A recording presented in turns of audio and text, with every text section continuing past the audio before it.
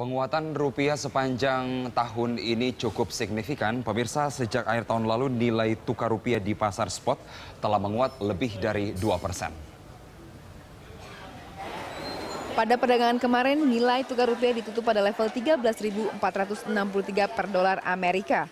Ini merupakan level tertinggi sejak Oktober 2015 lalu.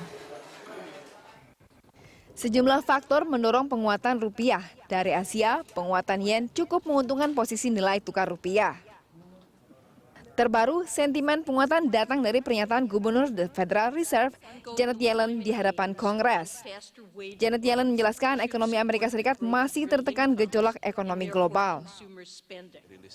Deputi Gubernur Bank Indonesia, Peri Warjio, menjelaskan pernyataan ini semakin menekan laju pergerakan dolar Amerika terhadap sejumlah mata uang dunia termasuk rupiah. Fed itu kan kemungkinan juga akan mundur. Dari kalau kita baca-baca ini mungkin Maret tidak akan ada kenaikan. Paling banter kemungkinan kalau bacaan pasar itu sekitar September ya. September dan Desember. Bahkan ada beberapa pelaku pasar yang memperkirakan kemungkinan malah sebagian akan ditunda di 2017. Yield tertinggi di pasar Indonesia cukup menjanjikan untuk menarik dana asing masuk ke pasar finansial Indonesia.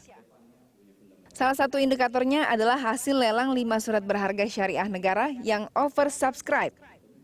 Berdasarkan data Kementerian Keuangan, total penawaran yang masuk pada lelang Selasa lalu mencapai 14,83 triliun rupiah.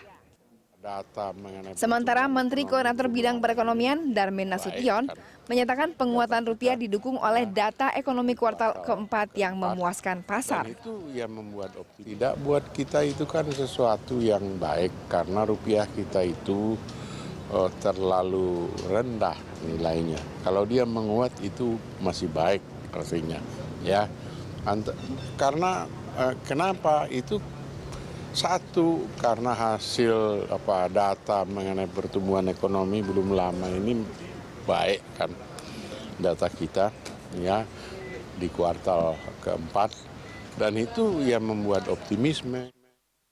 Berdasarkan data Badan Pusat Statistik, pertumbuhan ekonomi Indonesia pada kuartal terakhir 2015 menembus level 5,04%. Sementara pertumbuhan ekonomi tahun 2015 mencapai 4,79%. Tim Liputan, Berita 1, Jakarta.